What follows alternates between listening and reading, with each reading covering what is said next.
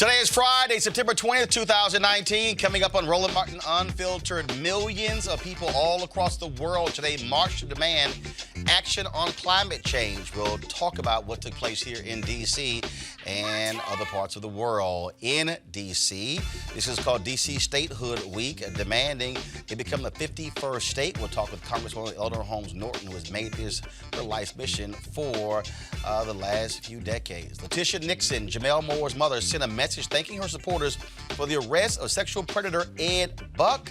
He, of course, will be charged in the death of two black gay men. We'll give you those details. Also, today, the House had a panel dealing with white nationalism and white supremacy. They invited several experts and Candace Owens. I'm going to explain for you why the Republican Party is a joke when it comes to confronting white supremacy by inviting a joke of a guest.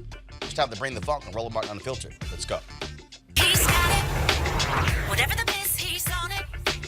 Whatever it is, he's got the scoop, the fact, the find. And when it breaks, he's right on time and it's rolling. Best believe he's knowing. Putting it down from sports to news to politics. With entertainment just for kicks, he's rolling. It's on go, roll, y'all. It's Roland Martin, yeah. Rolling with Roland now. He's funk, he's fresh, he's real, the best, you know he's Roland Martin now.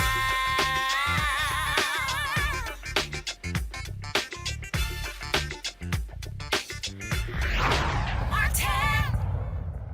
Millions of folks all across the world, whether it was Washington, D.C., it was in Nigeria, South Africa, Germany, were marching across the world when it came to the issue of climate change. Guys, roll that video. You ought to see it. Massive protests. Australia had their largest demonstration ever as a result of the issue of climate change. This video here is from Washington, D.C.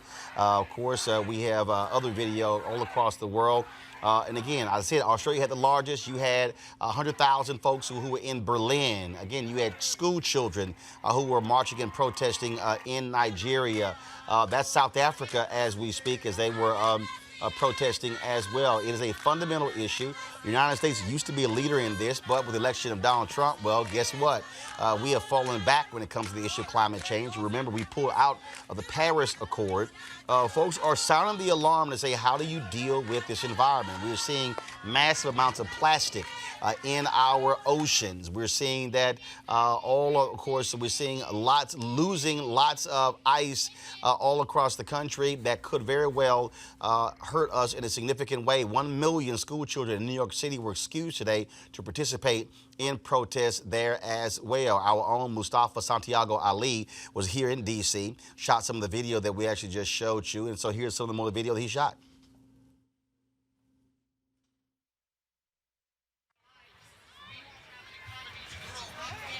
We won't be able to grow our crops. We won't be able to raise our children in a safe community. And we won't be able to have clean water and a livable climate. Listen to the Hi, my name is Jennifer Allen Aros. I'm with the League of Conservation Voters at Chispa, live in Arizona, and I am here today in front of the Capitol because I am supporting not only youth, but youth who are standing up to demand that we have solid, comprehensive action to protect our planet, to protect their future, my kids' future, and ensure that we can all live in a place that we call home for generations to come. a little more.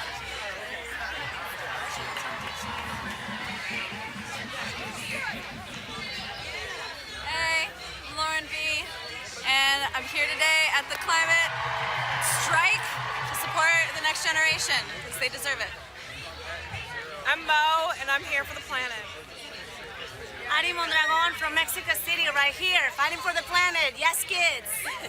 I'm Valerie Proctor. I'm from Brandywine, Maryland, and I'm here thinking about the next 7 generations and all the plants and all the people.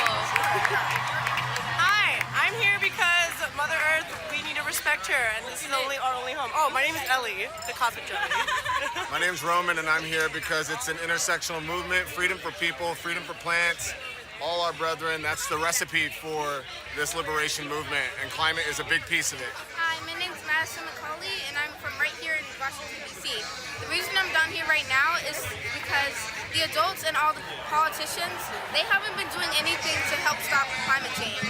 And most likely, climate change is the thing that we're going to have to be living with, and the thing that our children are going to be living with, and their children, if they're going to even be alive. So the reason that I'm down here and that we're all down here is because even though we're not adults, we still have a voice and we can still be heard. Hi, I'm Astrid Detterman. I live here in DC. I go to DCI with Madison.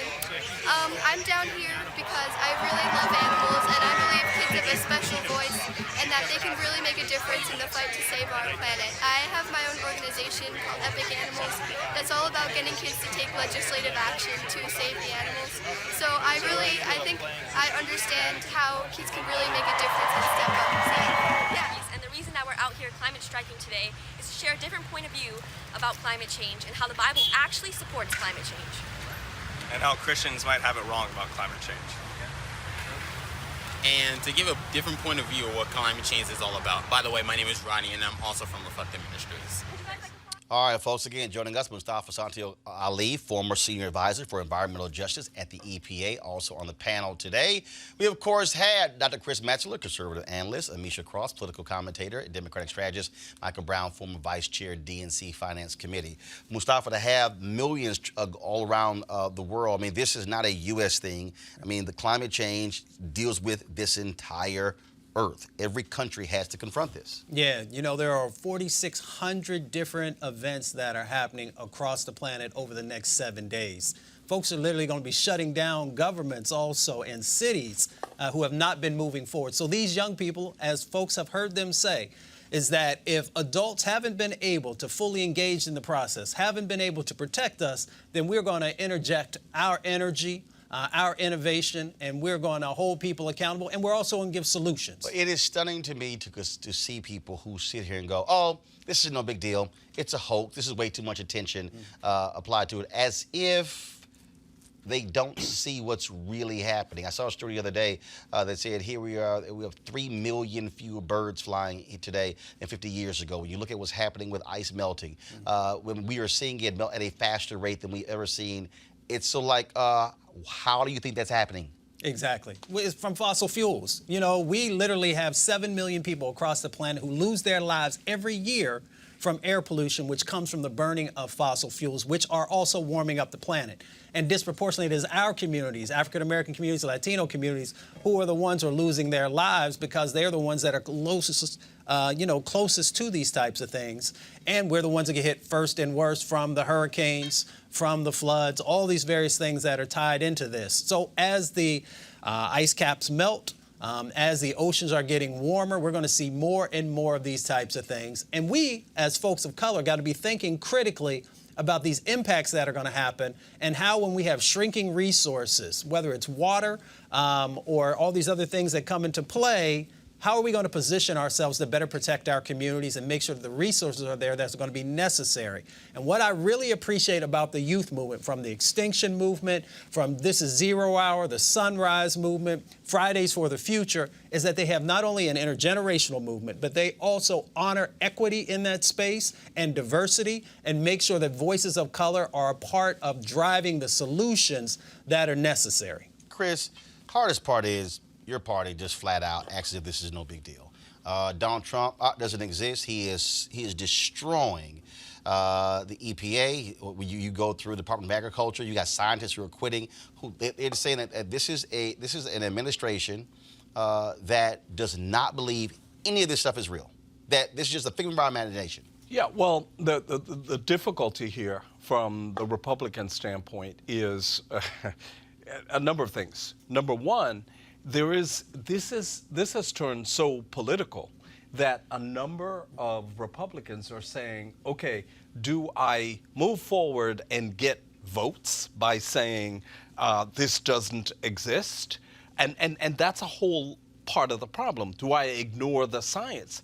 I mean, you know, I've heard a number of people in the party say, well, I'm not a scientist, so I can't really talk to that. That's right. Not Shut the hell up. Well, yeah. I mean, if the beginning of your statement is I'm not a scientist, then why are you talking?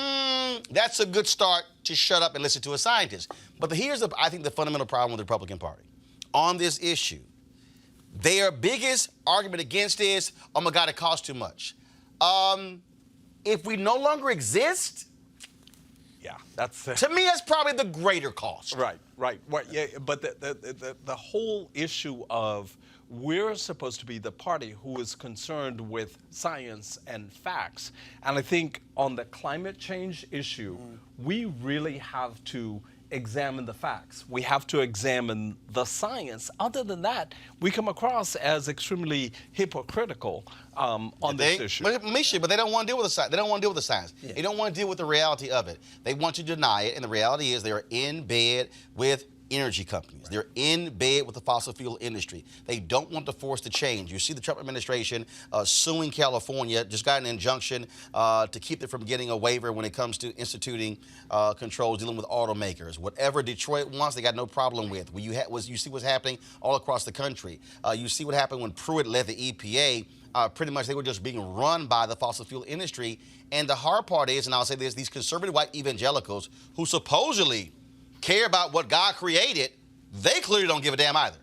It's extremely political, but to your point, Roland, it is also very much an issue of funding. At this point, the question is more, do they really want to cut off the beast that feeds them? Or do they want to continue taking those dollars? When you and your party are making a lot of money off of industry that continues to emit carbon, when you're making a lot of money off of these industries that are known for dumping unhealthy things in our water, why would you cut that off? It's not that they don't know the science. Climate science, even though it's getting a lot of traction today, has been around for the past 50 years, and not much of it has changed. The only thing that we have now is a society that is a lot more awakened to it because we see more of the disasters. We're seeing more of the natural disasters stronger and more often. We're seeing animals die. We're actually seeing people die. We're watching this, and it's something that we've been warned about for the past 50, 60 years. Now is the time. I don't want to deal with the political side of this, Michael, but the reality is this here. If you want to examine the political side, if you're the Republican Party, you are guaranteeing young people will not be voting for your party. Well, and that's the problem. I mean, guaranteeing. That's a problem we have because it is. In some places, we won't even be alive to vote.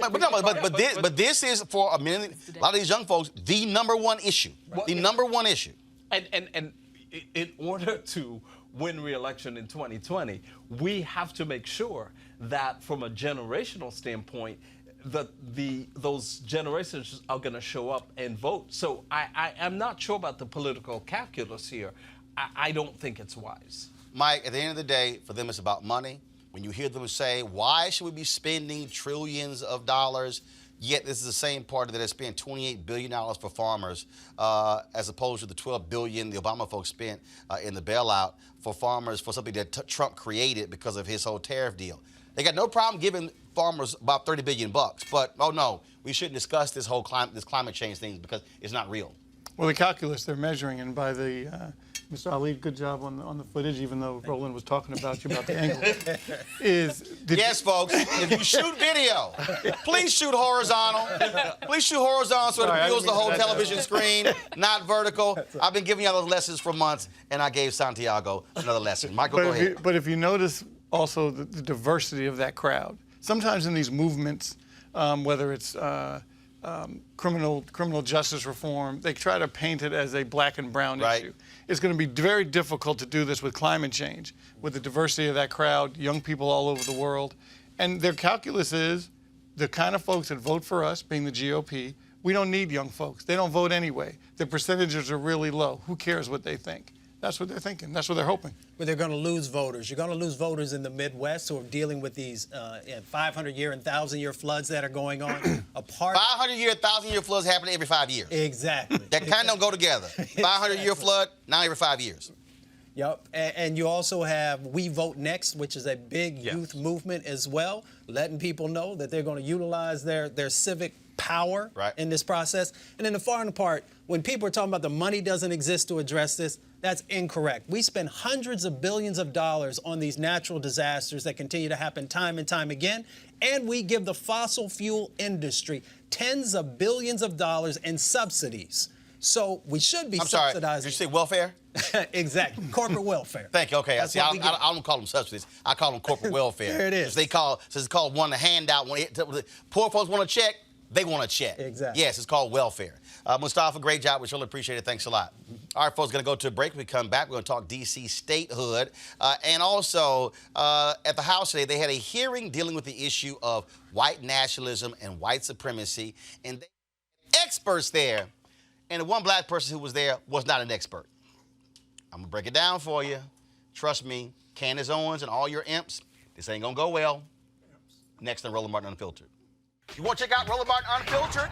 YouTube.com/Roland S. Martin. And subscribe to our YouTube channel. There's only one daily digital show out here that keeps it black and keep it real. It's Roland Martin Unfiltered. See that name right there?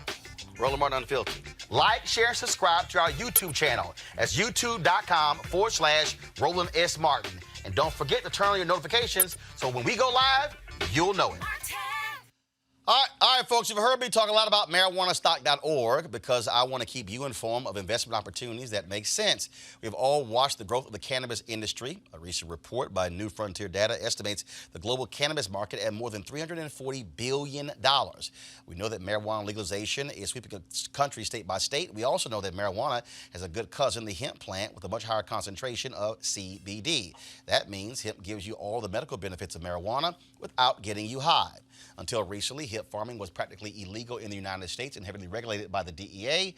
However, that all changed with the 2018 Farm Bill, creating one of the largest commodities worldwide. They need land to grow all the plants, and that's where our friends at 420 Real Estate come in. Their business model is pretty simple. They buy land that supports hemp CBD grow operations and lease it to licensed high-paying tenants.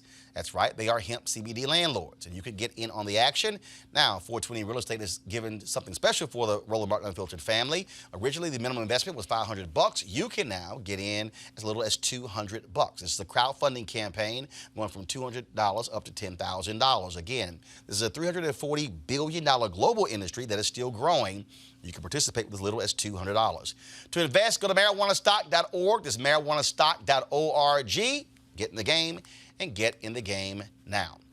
All right, folks, this week in Washington, D.C. is called D.C. Statehood Week. Folks in Washington, D.C. have been on Capitol Hill pushing them to address the issue. Now, this week, House Democrats held the first hearing on D.C. statehood in 25 years. The bill, the Washington, D.C. Admission Act, was introduced by Democratic delegate Eleanor Holmes Norton. She, of course, is D.C.'s non-voting representative. Here's an excerpt from D.C. Mayor Muriel Bowser's testimony before Congress. And I'm honored to be here today to ask Congress to act upon the request of my residents to admit Washington, D.C. to join the United States of America as the 51st state. I want to be clear, I'm not here to talk about one person, but about 702,000 Americans who deserve full representation in this House. I was born in Washington, D.C., and generations of my family, through no choice of our own, have been denied the fundamental right promised to all Americans, the right to full representation in the Congress guaranteed by statehood. Over the years, there have been a lot of arguments against statehood. You're too small, they say. But we're bigger by population than 2 states, bigger than all states but Oklahoma at the time they were admitted to the Union. And what's more, we pay more federal taxes per capita than any state, and we pay more federal taxes total than 22 states. You're badly governed, they say. In fact, we do a better job than most states. We have a budget of $15.5 billion, which we have balanced 24 times in the last 24 years. And we already do the things that states do. We operate our own schools. We manage state Medicaid programs.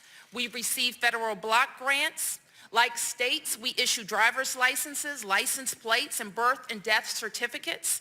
We regulate banks and insurance companies, operate our state-based affordable care marketplace, and we enforce environmental regulations. For the purposes of thousands of federal laws, we act as a state and we do it well. The Constitution forbids it, they say. That one is simply false, as constitutional experts have repeatedly proclaimed. Or D.C. can't be a state because the Constitution requires a federal district.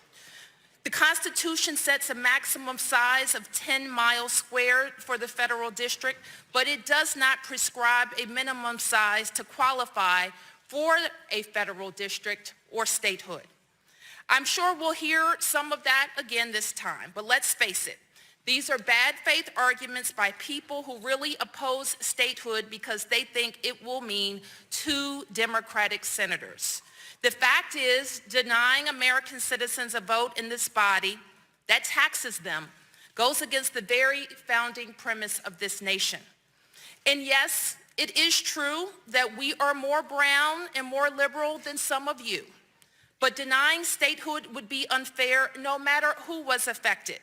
It would be unfair if we were conservatives from a rural district built around agriculture or an industrial city in the heartland. This is America, and Americans are entitled to equal protection under the law, and that's why we are demanding statehood. It should not matter what our politics are. All right, folks, joining us right now is Congresswoman Eleanor Holmes Norton. Glad to have you back on Roland Unfiltered. I'm going to start this way. Go to my iPad, please. This is a headline from May 2010 in Newsweek. Is Ohio the most corrupt state? I'm starting that way because this week Republicans were trashing D.C., saying, oh, y'all can't be your own state because you can't handle it because you're too corrupt. Yet, if we want to, I would dare say, if you had to rank probably the 3 most corrupt states, Louisiana, Illinois, Ohio. What the hell? So I had to remind Jim Jordan, who is from Ohio, who is the ranking member of, as they spoke, elected members of their state government being prosecuted for corruption. So who is he to, well, what we say called turn the kettle black? In fact, if you go to my iPad while we're talking, this is from the Cleveland.com. Corruption in Northeast Ohio. This 21st century Rose Gallery violated the public's trust. All of these folks right here, you see, all got hit with corruption in Ohio. Jim Jordan. So it doesn't lie in his mouth to speak against democracy, and that's all we're asking for, full representation for D.C. or any place else. Those are the kinds of roadmap or props, really, that they are throwing up. But Roland, let me assure everyone, because we now have 2 historic back-to-back assurances. First, we had a historic hearing. First time we've ever had that hearing. Today, we got 218 votes, enough to pass H.R. 51, the D.C. statehood bill. We're coming. And when we get it passed in the House, Roland, we'll be more than halfway there. So watch out for us. Now, D.C. was close a few years ago, am I correct, of getting representation. Because I think they were trying to add a person in Utah. Yes. And then There we went for a House vote. It would not have been a full Senate vote.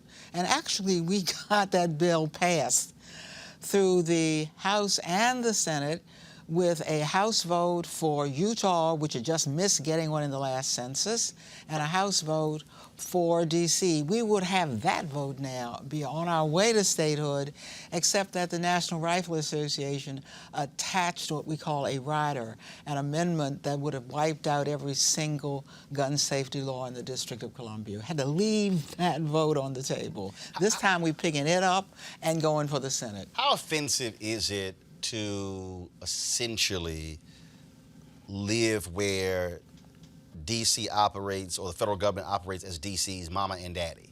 That you have to go ask them for permission. And then, of course, you've had to fight Republicans and Democrats who have toyed with the District of Columbia.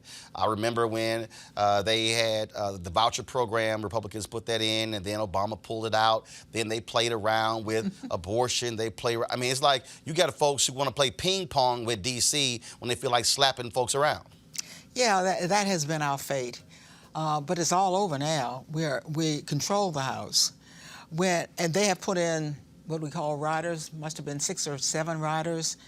Since January, we were able to get all of them out. That's why it has been so important for us to establish control, because Democrats don't operate that way. And then we go into the Senate, which is still controlled by the Republicans. But Roland, you will look and see that many of them are in jeopardy. That's why we're not much worried about 2020, because we're going to do much better there. And if we capture the Senate, look what we'll have. We will have D.C.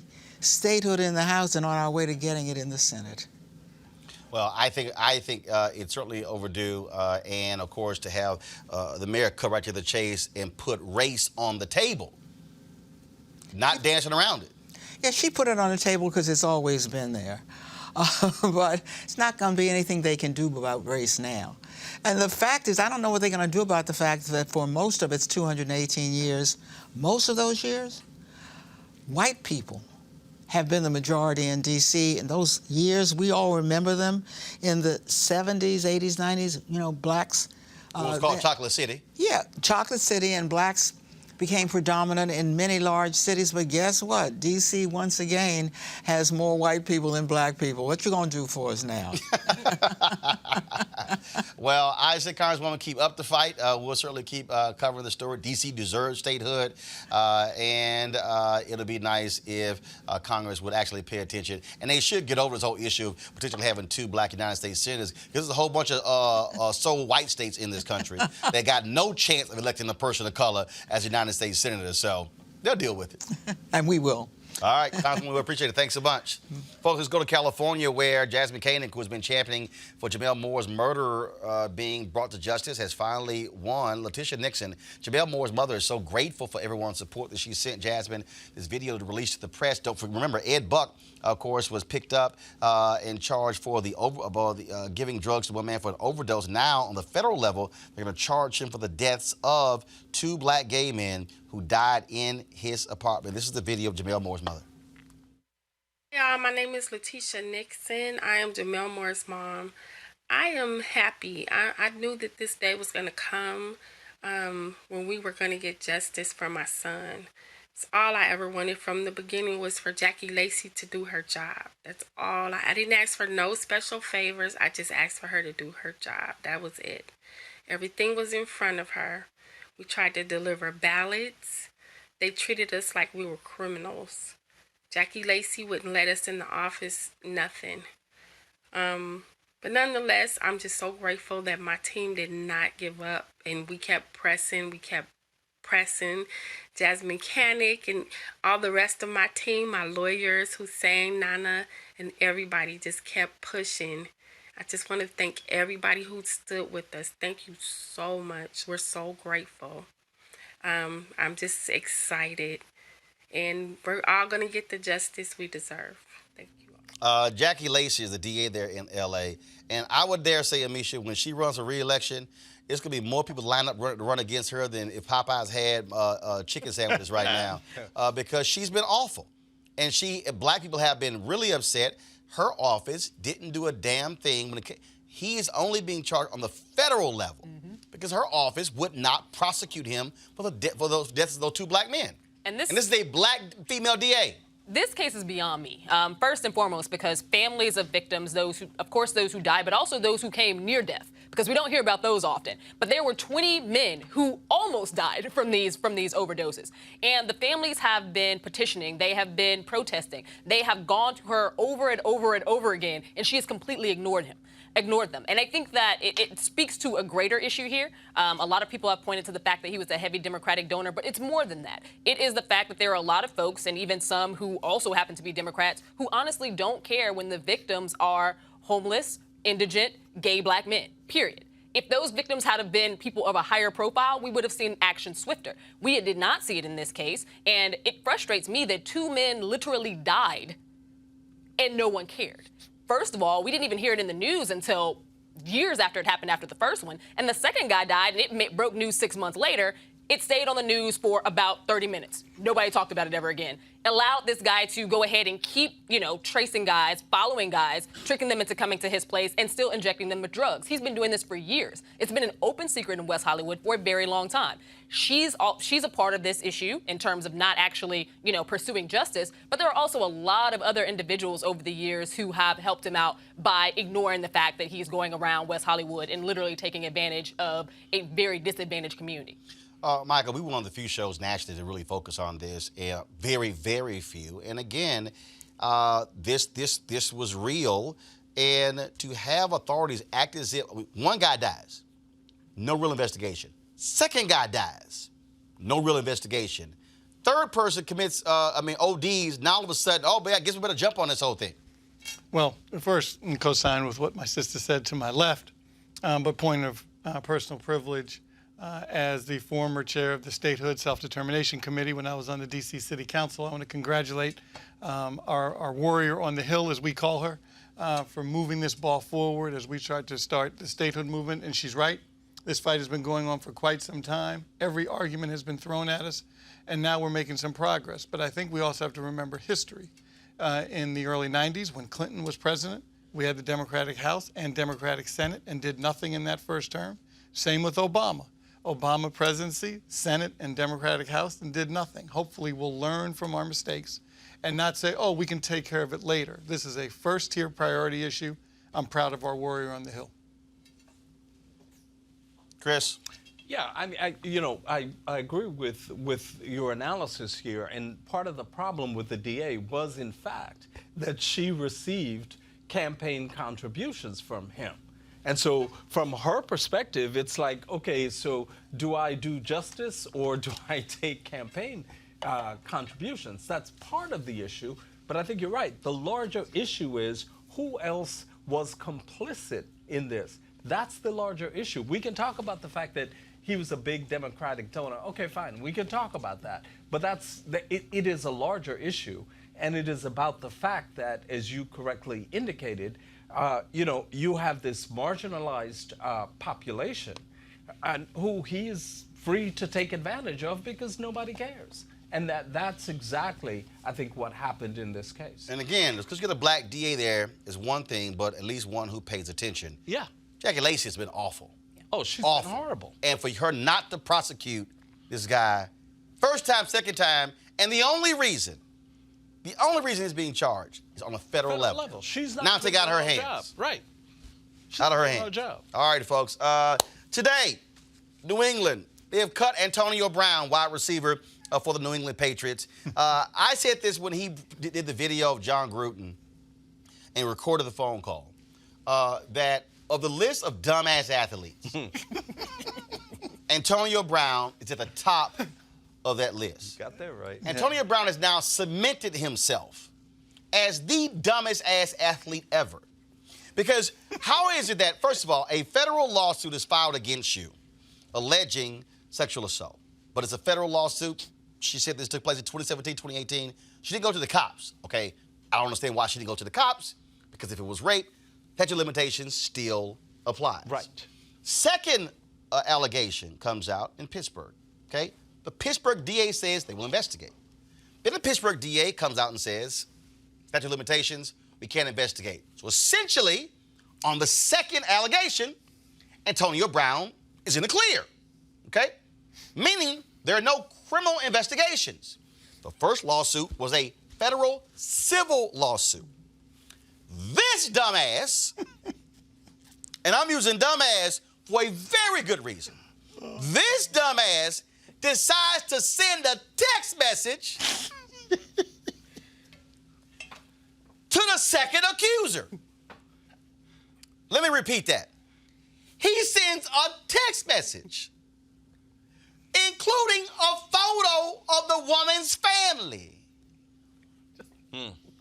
Now, now here's what's so crazy.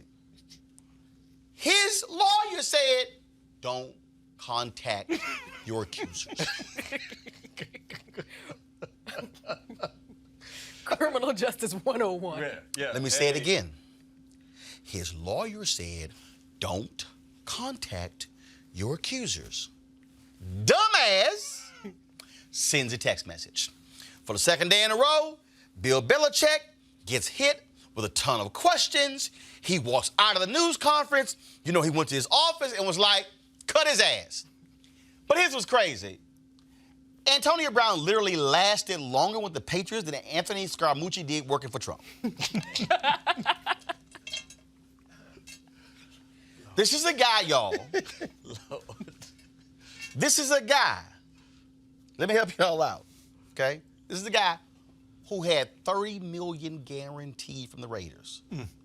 Lost his damn mind. Lost his damn mind, okay? Lost his mind. Got himself cut. Then goes to the Patriots, gets signed within 48 hours. Gets $9 million guaranteed. Now, here's the problem, okay?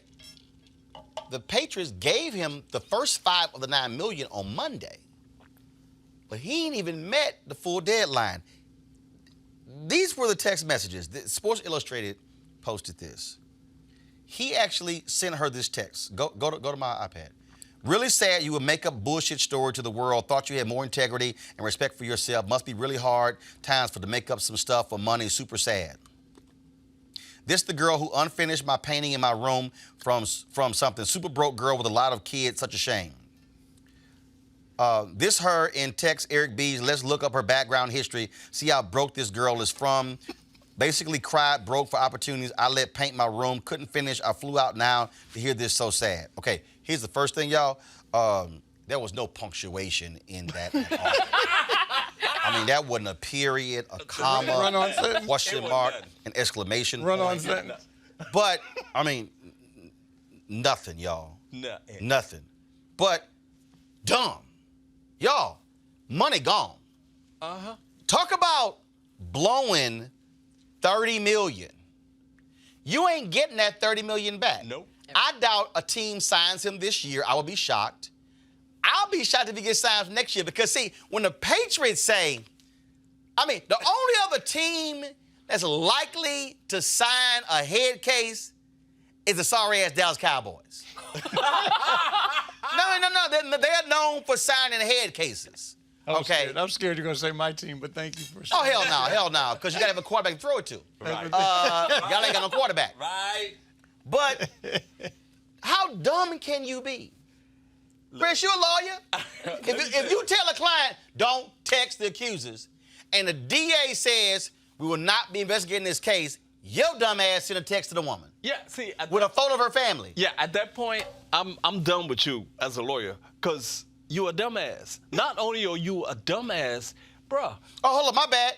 He sent her a text message with 4 other phone numbers on it. So it was a group text. Oh, my God. And he encouraged others in the group to investigate the woman. Lord. See, this is the kind of stuff that you look at brothers and you're like, really? You cannot be that stupid. But apparently, he is. He should have let it go. At the point when he was no longer going to be investigated, that means you sit down, you get ready for this season, and you call it quits. Yeah. Why Keep it are moving. you texting? Move on. Why are you texting? Now, you talking about broke. You the one now broke. Hold up, Michael. He gets cut by the Patriots. Yesterday, Nike dropped him. The helmet deal he had after he acted a fool in Oakland, trying to wear a 10-year-old helmet. Yeah. He lost. He couldn't do that. So he got a new helmet. They signed him to the helmet deal. They dropped him. So now you ain't got no team, no guaranteed money, lost Nike and the helmet deal. Bro, I sure hope you save your money. There ain't nothing coming in real soon. He got the sense to text. No sense to text. I'm sure he ain't got no sense to save that money. That's about the dumbest. Mr. Potato Head Award. There you go. It just makes you wonder what his end goal was. Because if you wanted to get to the Patriots, you wanted to get to this team that consistently goes to the Super Bowl, cool, whatever. He was willing to burn money to get there. But to get there and to not be able to actually play because of your own doing, it wasn't that Bill Belichick didn't want you. He's time and time again, he was going to ride that thing on out. But he made it extremely difficult. And sent the text, now mind you, sent the text on Monday, y'all, this was Antonio Brown yesterday. I played for Bill Belichick and Tom Brady. You know, I got a lot of the offense to learn and catch up. But I'm excited and grateful to be here and to be a part of these guys. Antonio, what's it been like working with Tom? It's been a tremendous honor. he's been here a long time. A lot of details, a lot of work ethic. A great guy to be around and just inspire everyone here. What has the process been to kind of get used to everything as everything's going on in your life? Well, it's football. You know, I'm grateful to play football. Every time you walk in the doors here, you know, do your best for the team. So every time I walk in here, I just want to make sure that I'm preparing to keep these guys on my back. Antonio, what have you heard question, from the league, if anything, about your availability moving forward? I appreciate that question. You know, I'm just here to just focus on ball and look forward to getting out there in the home stadium and being with the team. Thanks, everyone. That's not going to happen. Not going to happen. Why? Oh, because you're cut. You're gone. Okay. Morality clause. Y'all, he sent, and then, of course, he did have, so let me show you a series of tweets. First of all, this was sent on September 10th, 2019. Welcome to England. Grand opening, grand closing. This was what he tweeted 2 hours ago. Sometimes people try to destroy you precisely because they recognize your power, not because they don't see it, but because they see it and they don't want it to exist. Really? And you use a photo of Nipsey Hussle? Yeah. There you go. All right. And so then, y'all, he sent this out. Thanks for the opportunity. Appreciate Patriots.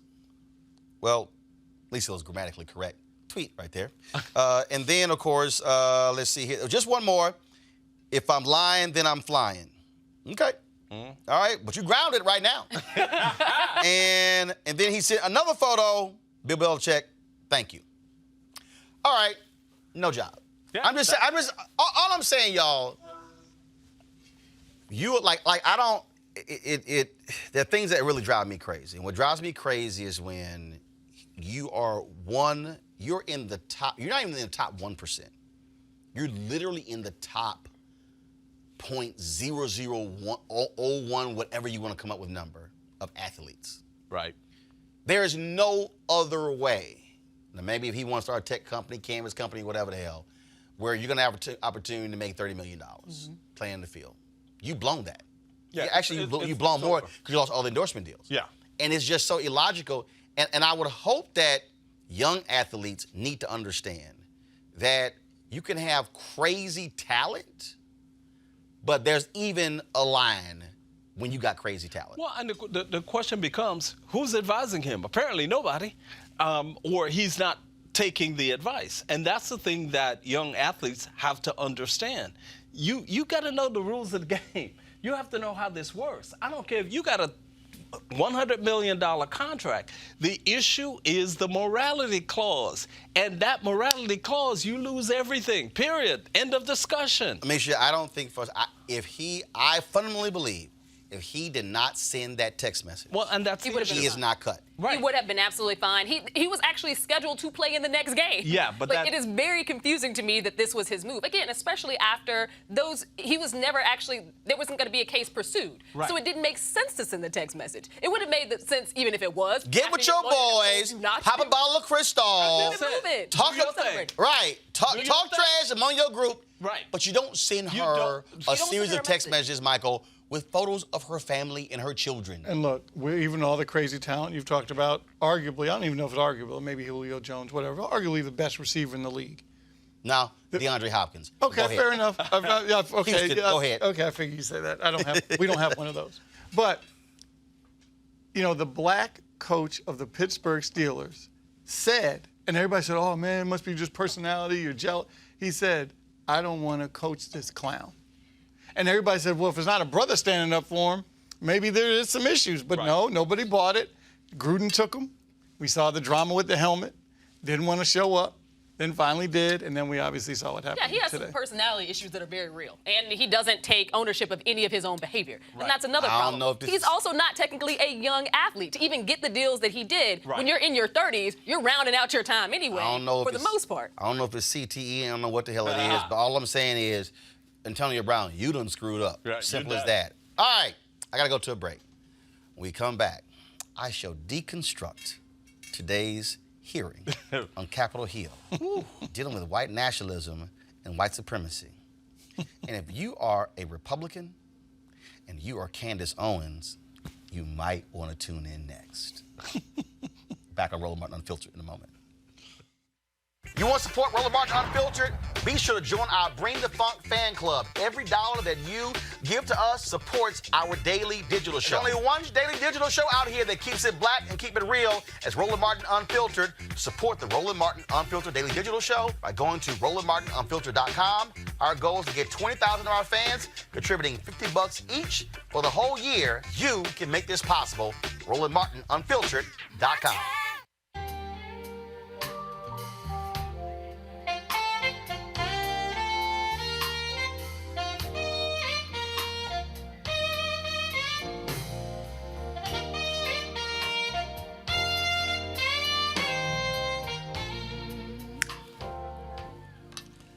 All right, folks, November 7th through 11th, we're going to be in Los Cabos, Mexico for the Luxe Jazz, the second annual Luxe Jazz experience. It's going to be phenomenal.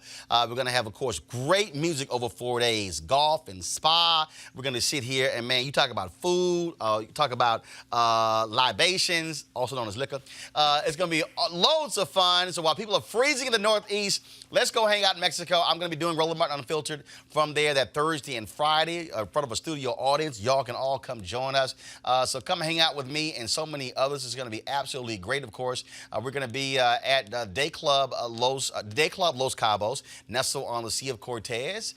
They're in Los Cabos. The great people we got lined up for you, folks. Amazing. Of course, comedian and actor Mark Curry. Of course, Gerald Albright, my frat brother, Alex Bouillon, Raul Madan, Incognito, Pieces of a Dream, Kirk Whalum, Average White Band. We're going to have the gospel experience with Donnie McClurkin, Shalea, Roy Ayers, Tom Brown, Ronnie Laws, Ernest Quarles. Some new hotels have opened up. For more information, go to lifeluxejazz.com. That's lifeluxejazz.com, lifeluxejazz.com. You want to book it now, of course, to get your package, but also you want to have much cheaper airfare as well. And so, trust me, it's going to be an absolute fun time. I cannot wait to go, and trust me, you want to do it as well. lifeluxejazz.com.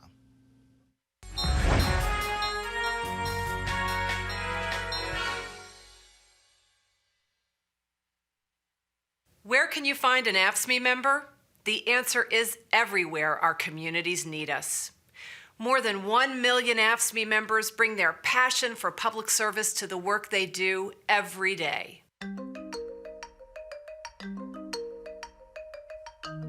We take care of people in hospitals, nursing homes, mental health facilities, and in their own homes. We promote public health and ensure public safety. We provide roads and clean water to keep our cities and towns moving. We work in early childhood education, in public schools, in colleges and universities, and in libraries to educate our future generations. We drive students to school and keep them fed and safe. We design, build, and maintain the infrastructure we all depend on every day. When tough times hit, we help people get back on their feet with job training, housing, meals, childcare, and more. We provide technical and clerical support to make sure systems run smoothly. We're on the front lines of combating the opioid epidemic. We are employees of state, county, and municipal governments, just like it says in our union's name. Many of us also work for the federal government and for private companies that provide public services. We are proud of the work we do, and we believe that all workers engaged in public service deserve respect. That's why we come together to negotiate for strong contracts, to set the standards for our pay, benefits, and working conditions, and to make sure we have the tools and resources to do our jobs.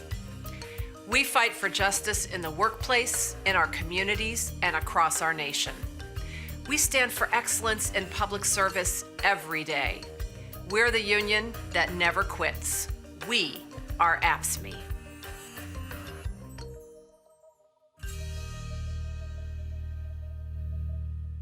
All right, folks, we certainly want to thank AFSCME for being one of the partners here at Roland Martin Unfiltered. All right, folks, let's deal with the deconstruction of the GOP and, of course, the mouthpiece, Candace Owens.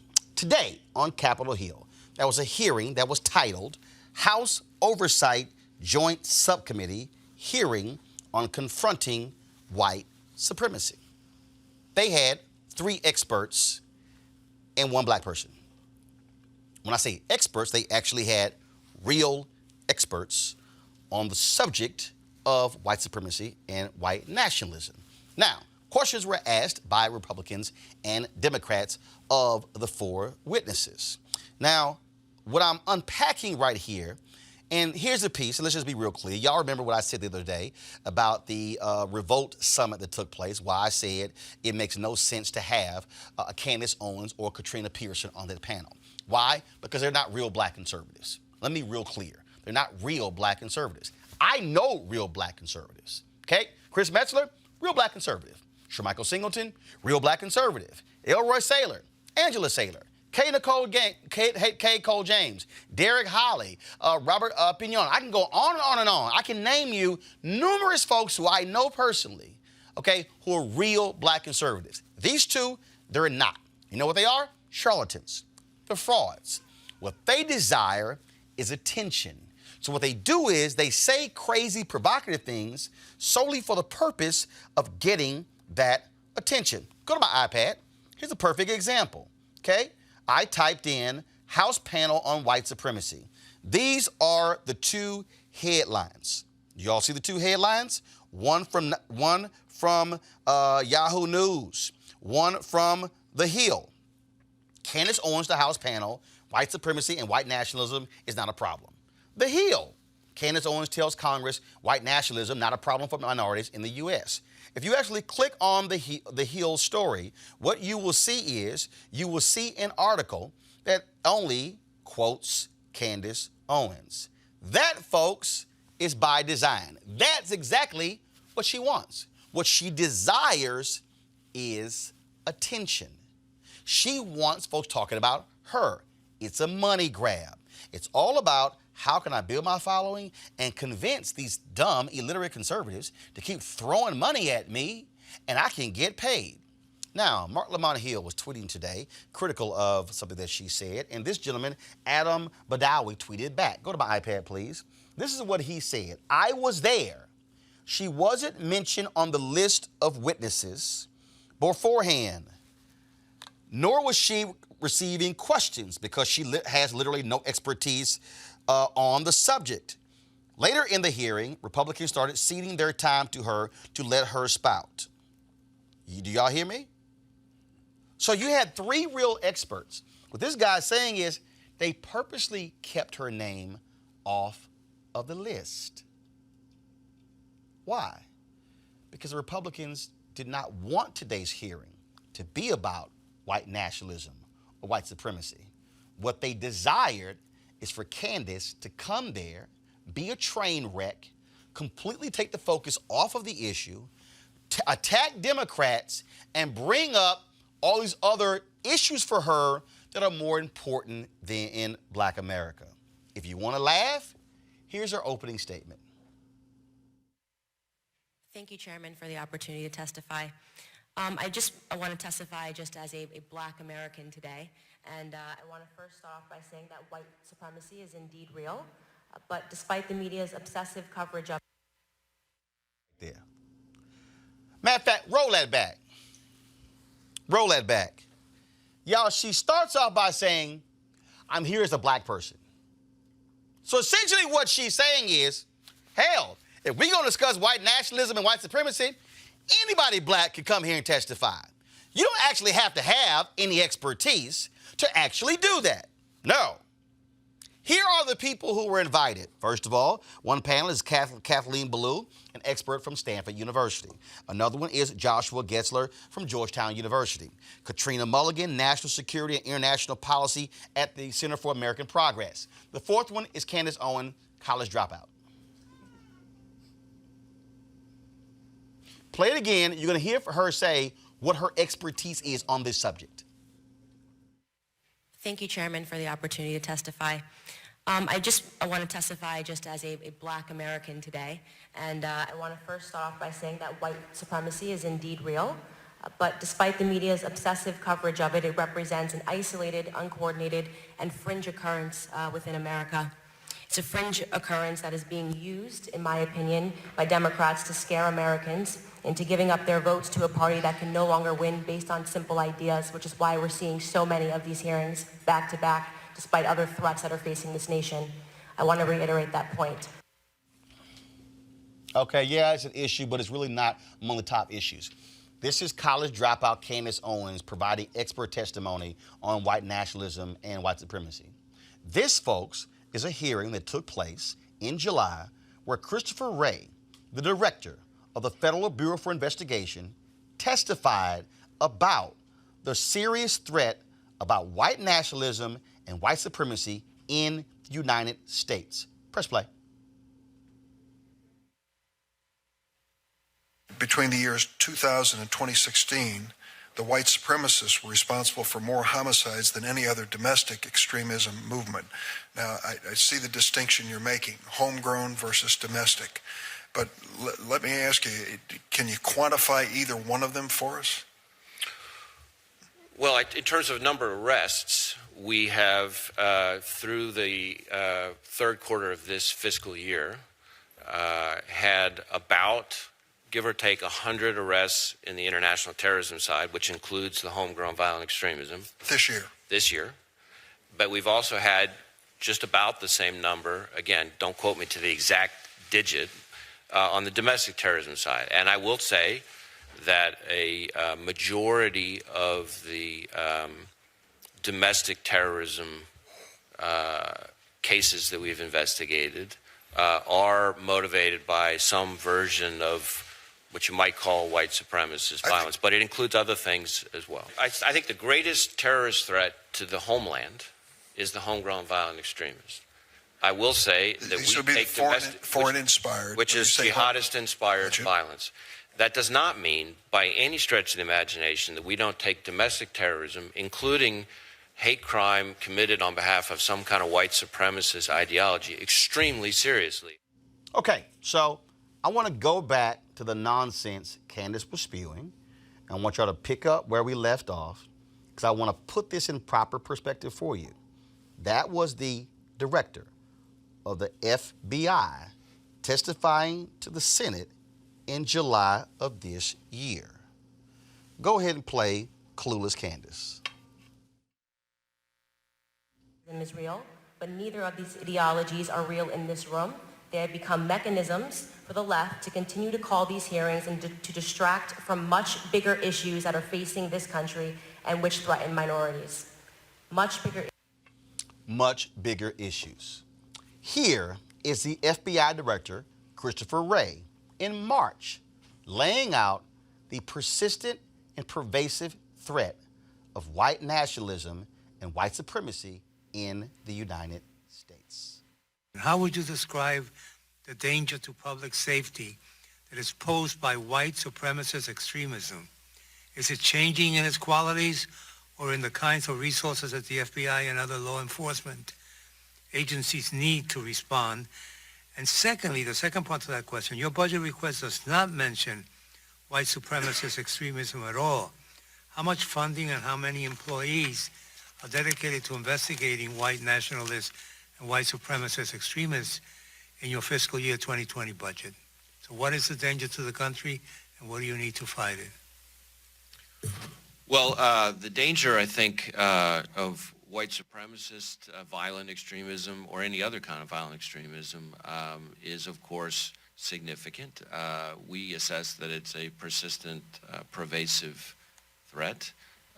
We tackle it both through our joint terrorism task forces on the domestic terrorism side, as well as through our civil rights program on the criminal side through hate crime enforcement.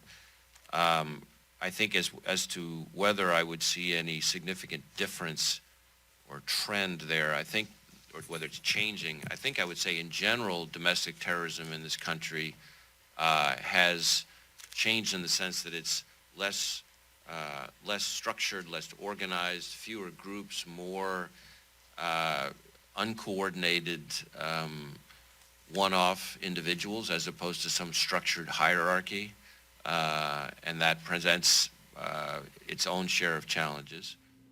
Now, you might say, well, Roland, what was the whole point of Candace Owens being the only black person there testifying on this issue.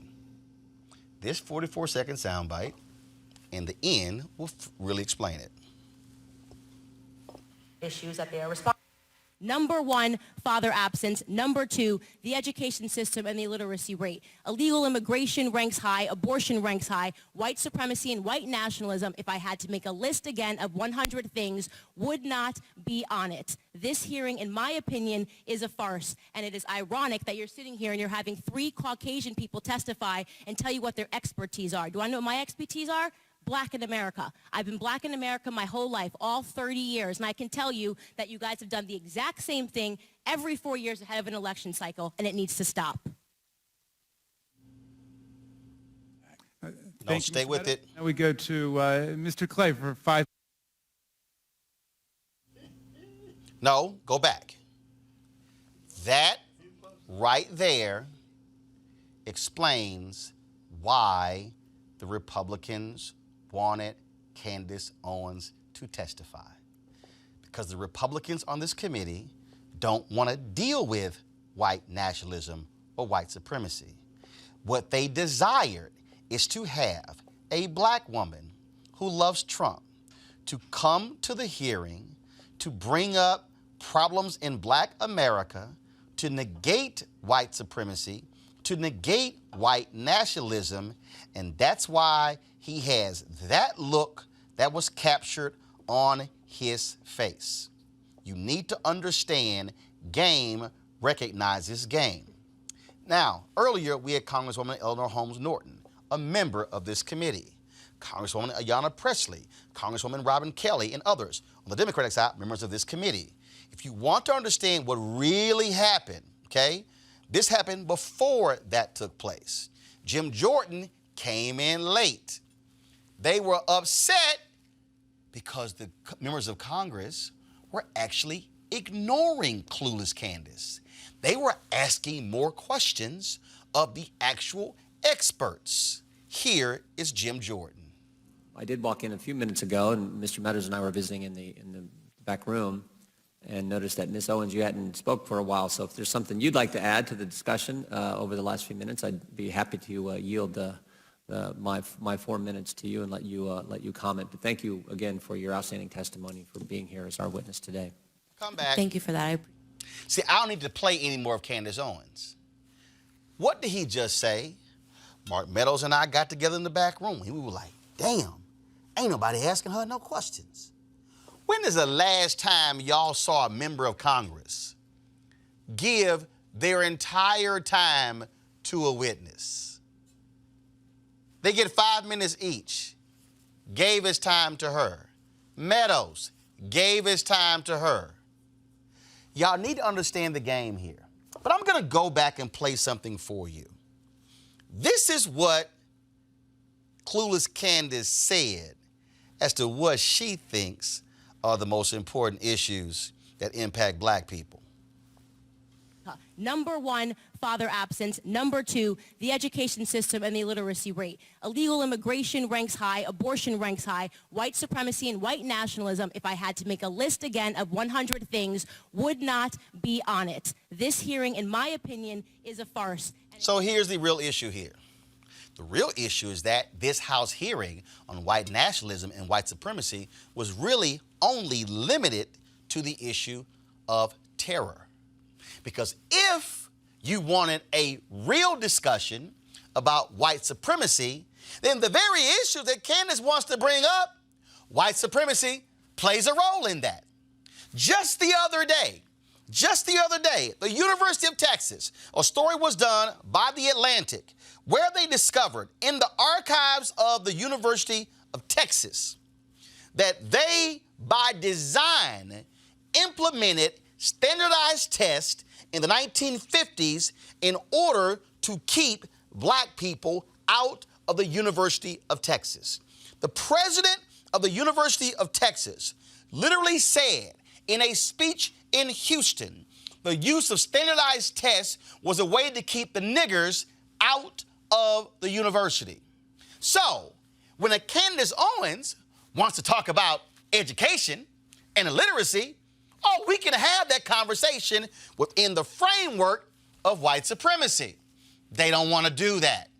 If you want to talk about fathers not being in the home, I am more than happy in the year of the 400th anniversary of the first 20-odd Africans arriving on these shores to talk about the role that America, white supremacy, played in cutting babies out of the wombs of black mamas. If you want to talk about abortion, Candace, we can talk about America's abortion.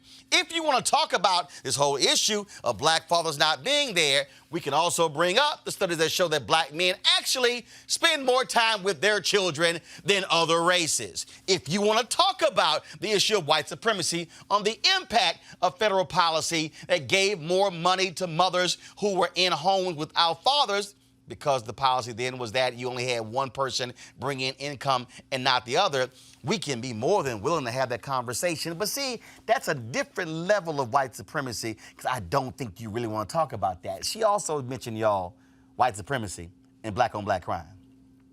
You want to talk about white supremacy and black-on-black crime? Sure. We can show you impacted areas in Chicago based upon federal housing guidelines that limited where black folks can live, where they could actually buy homes. And so all of a sudden you had in Chicago, west side of Chicago, south side of Chicago, black folks packed into areas. Same thing in Detroit and Houston and other places around the country. See, all those things were a result of white supremacy.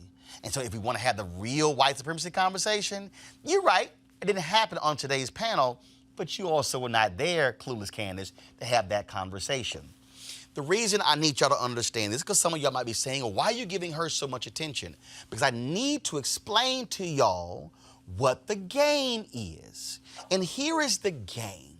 The game is for white Republicans to put up a black face to attack and trash Democrats, including black Democrats, and then to say, oh, but the conservative agenda is really what's great for black people. So what happens is that shit-eating grin Jim Jordan had is because that's what it's all about. It's all about, I need you to use the right talking points that's going to push them back. Remember the point where she said, oh, how dares it you have 3 white experts and I'm the only black person here? Because you're not an expert. And in fact, I really don't have a problem if there are 3 white people there who are experts on white supremacy, because the operative word in white supremacy is white. So to have 3 white folks talk about white supremacy, I ain't got a problem with, because they're also white. Y'all, Republicans don't really want to talk about this stuff. What they want to do is offer a game of mirrors. This is a house of cards. And so what they have done is take a black woman who they, oh my goodness, she's articulate, she's cute, she can speak to the issues. Somebody hears her, oh my goodness, white conservatives go, she's so smart. I mean, look at her, she's feisty, she's giving it to them. But they really don't want to break these things down. Why is that? Because they prefer the show. Candace Owens only wants a show, which is why she wants to debate John Legend and debate Don Cheadle and debate Alexandria Ocasio-Cortez and debate Ilhan Omar. That's what she wants. She wants the attention. And that's what they actually gave her. Republicans did not want this to actually be a discussion on white supremacy and white nationalism and the impact. They don't want to have a discussion about Dylan Roof or the guy who went to the synagogue in Pittsburgh. They don't want to have a conversation about the white guy in El Paso. No, they would rather have a black woman who's not an expert, who's a college dropout, who loves to trash the NAACP, and then who, of course, got a $35,000 settlement from the Stanford, Connecticut School Board of Education because of insults that were hurled at her, which the NAACP actually helped her get. It's amazing how that happens.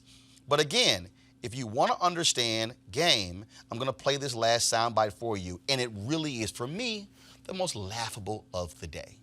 This, folks, is a soundbite of a Republican in Congress, Congressman Keller, literally asking Candace Owens, what can I say to black people? I'll be speaking at the NAACP annual state convention in Louisiana 1 week from tomorrow. Could be argued that I'm a quite unlikely keynote speaker at that gathering.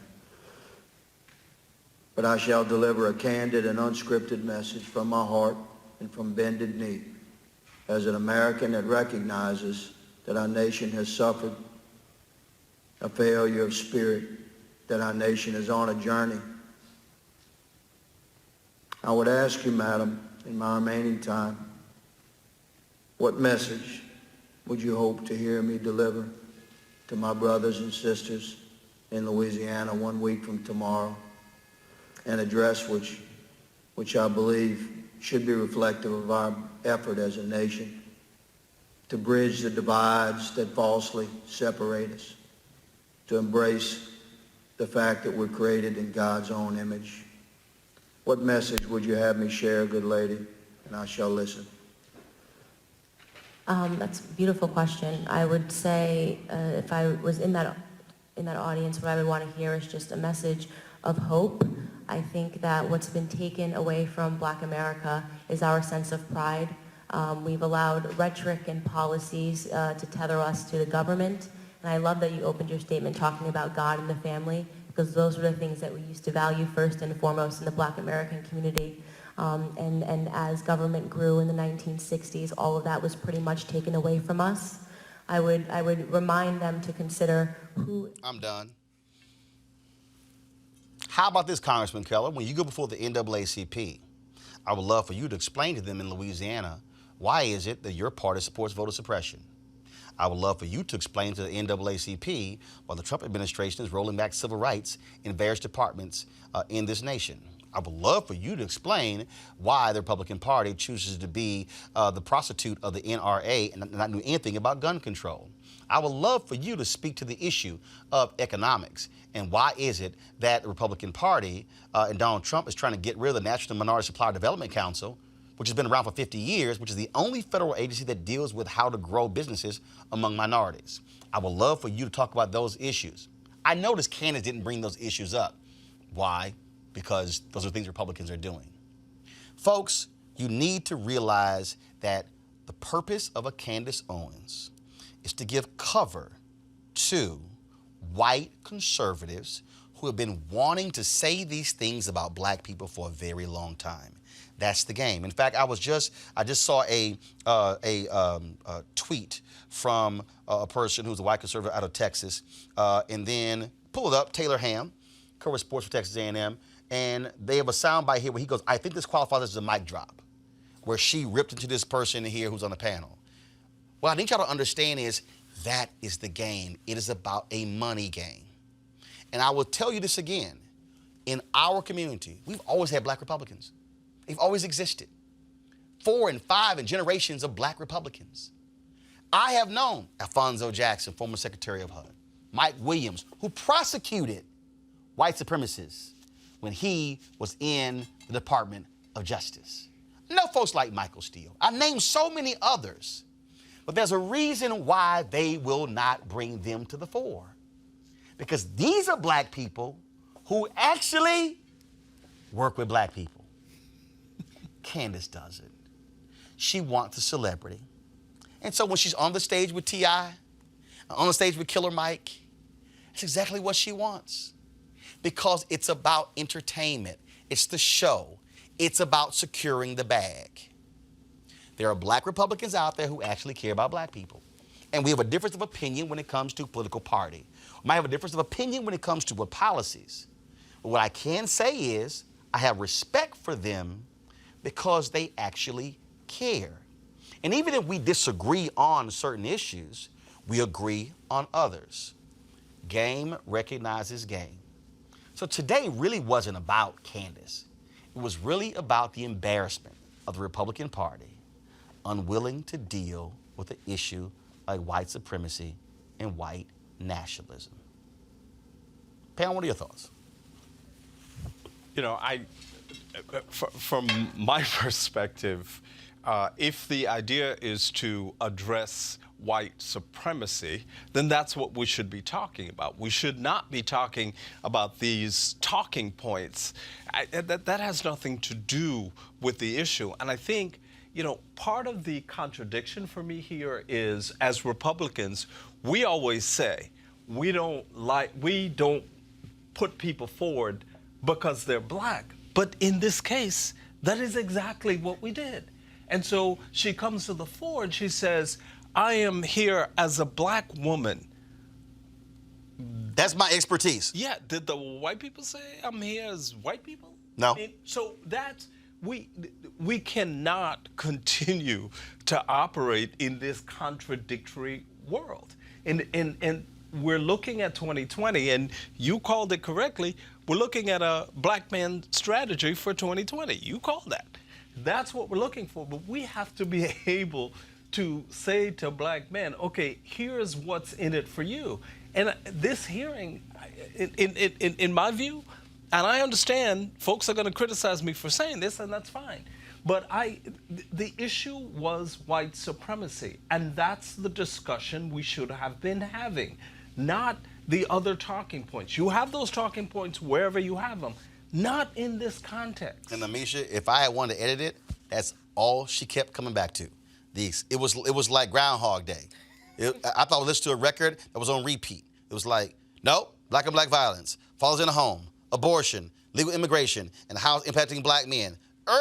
Repeat. Exactly. Because that was that's the only game. reason she was there. She was there to play reason. these things back on loop over and over again. And attack Democrats. And attack Democrats. And for conservatives, the big get for them was to finally have someone who is a black woman to do this. And a black woman who, on the outset, looks respectable. Somebody who's not a diamond in silk. Somebody who you can actually put up there. Yes. And yes, we pointed to the fact that she doesn't have a formal education. However, she does present well. She presents their talking points well. Thing is, when you have somebody, a Congress member, ask Candace Owens how to talk to the NAACP when Candace Owens herself has never sat and talked to the NAACP. Oh, no, she did. It's somebody who cannot stand She did talk to the NAACP when they helped her get that $37,000 settlement, but now she got her money. And now she trashes the NAACP. Shady. There are people who are on the plantation. All these other things she says about the NAACP. Candace Owens is not respected and will never be respected amongst the black community. And that's not because she's a conservative. There are some conservatives, black conservatives, who are respected amongst black people. She is not one of them. So to push her up and to act like she's a spokesperson for all of us, and yes, I was born black, I've been black my whole life too, that does not mean that you are someone who needs to act like you present for the entire black community. It's upsetting to see Candace Owens, who, as you said very eloquently, is basically, she's out here for a money grab. That is what this is. Candace Owens will shuck and jive and say whatever she has to keep the checks flowing. The thing for me, Michael, that's most offensive, and again, she wants the attention on her. But the reason I did the deconstruction, because it really was on the GOP. It really was on what their strategy was. And I love the fact that the camera caught Jim Jordan. Folks, y'all can pull it up right here. This is it right here. That, when she finished that 35-second deal, that's all.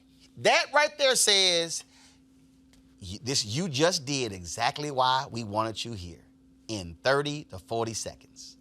And that smile resembles the same smiles that white men like him used to smile at Uncle Tom's.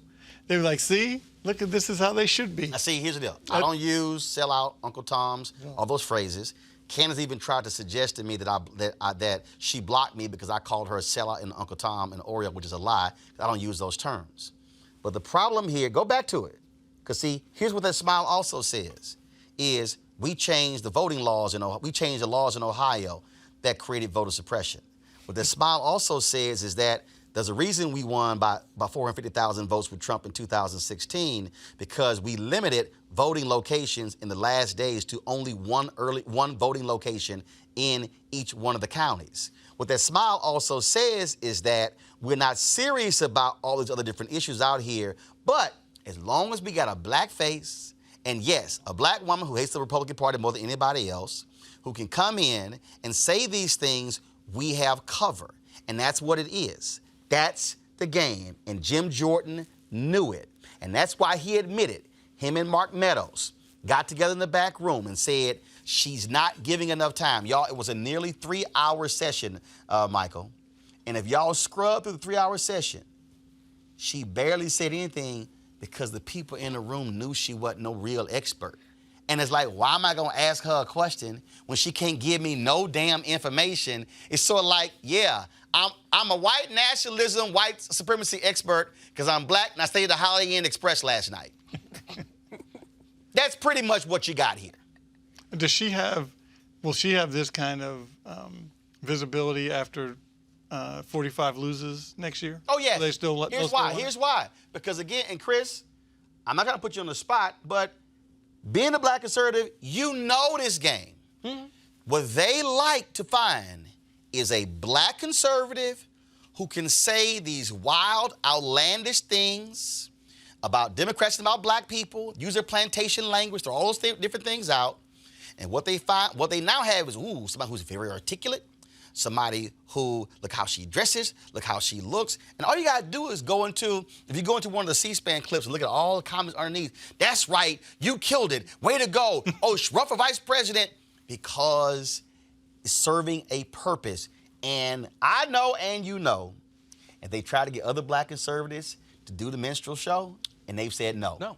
And that's the reality. I mean, that's the thing. It's part of the reason that Chairman Steele, who has been ostracized, and Chairman Steele, and I always remind the party, first African-American chairman of the Republican National Committee, completely ostracized by the party because he would not play step and fetch it. Well, and if it was not for Chairman Steele, we would not have won back the House at that time. And so, I think we have to, if we're going to move forward with a strategy of engaging black voters, it has to be a genuine strategy.